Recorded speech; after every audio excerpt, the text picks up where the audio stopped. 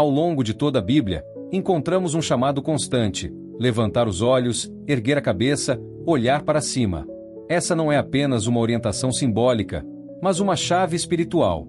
Do outro lado, nas trevas, existe também uma estratégia.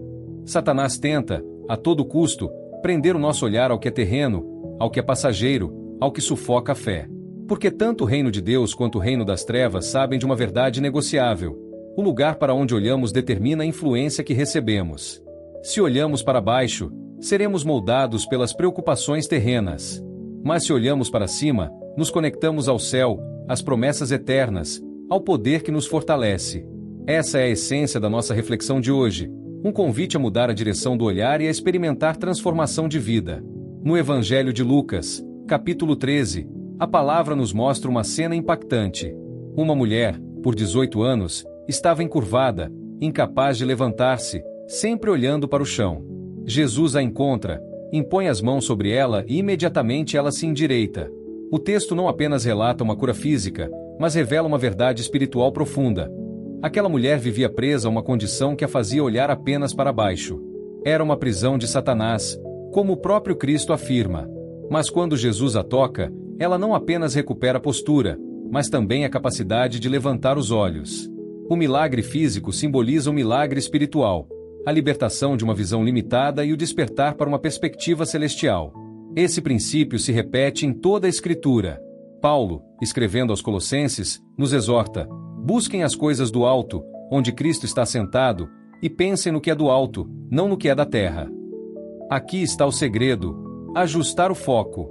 A vida cristã não é vivida pelo que vemos no chão da existência, mas pelo que contemplamos nas alturas.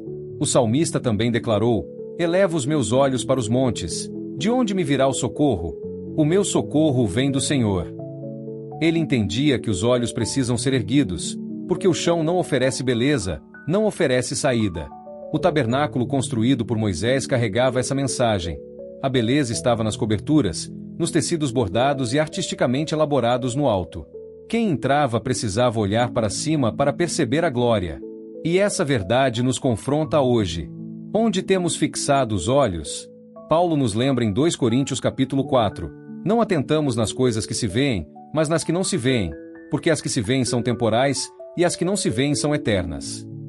Quem foca apenas nas coisas terrenas logo se sente sufocado. Foi o que Jesus ensinou na parábola do semeador.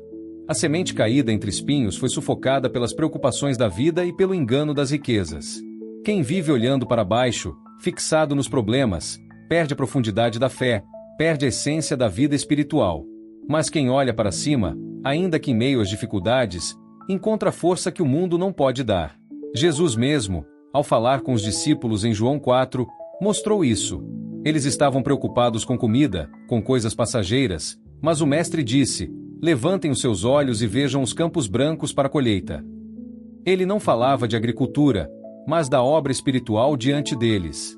Enquanto os discípulos olhavam para baixo, preocupados com necessidades momentâneas, Jesus chamava-os a enxergar algo eterno. O mesmo chamado ecoa hoje: levante os seus olhos. Não fique preso ao imediato, porque há um propósito maior. Quem olha apenas para o chão não enxerga as colheitas do céu. O apóstolo Paulo também contrasta essa realidade em Filipenses 3. Ele fala de pessoas que vivem como inimigas da cruz, cujo Deus é o ventre, cuja glória está na vergonha, e que só pensam nas coisas terrenas.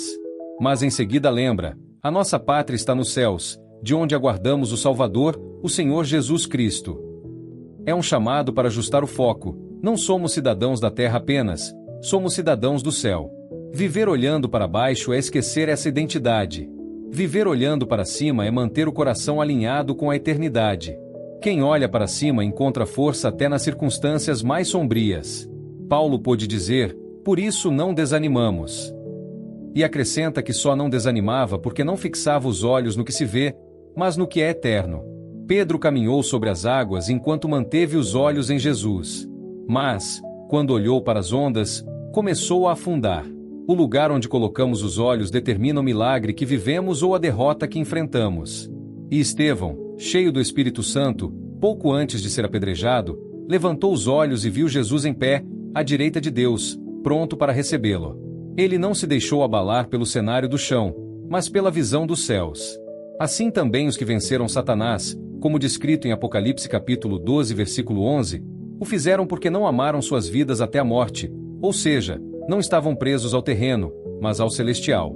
Paulo e Silas, açoitados e presos, poderiam olhar para baixo, para as correntes, para as feridas, mas preferiram olhar para cima, orando e louvando a Deus.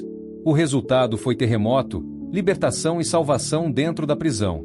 O lugar onde colocamos os olhos define se seremos sufocados ou fortalecidos, presos ou livres, derrotados ou vencedores. Por isso, hoje, o convite é simples, mas transformador: levante os olhos. Se Satanás tem tentado prender sua visão apenas ao que é terreno, lembre-se que Jesus é o mesmo que libertou a mulher encurvada. Ele pode tocar em sua vida agora e endireitar aquilo que parecia estar condenado ao chão. Não permita que suas circunstâncias determinem a sua fé. Ajuste o foco, olhe para o alto, fixe os olhos em Cristo. Porque quem olha para baixo é influenciado pelo que é terreno, mas quem olha para cima é influenciado pelo céu. E quando somos influenciados pelo céu, nada pode nos parar. Muito obrigado por ter acompanhado essa mensagem até aqui. Se essa palavra falou ao seu coração, não se esqueça de deixar o seu like, compartilhar este vídeo com alguém que precisa ouvir essa verdade e também comentar aqui embaixo o que Deus falou com você hoje. Aproveite para se inscrever no canal e ativar as notificações para não perder nenhum dos próximos conteúdos. Até o próximo vídeo, e que Deus abençoe grandemente a sua vida e a sua família.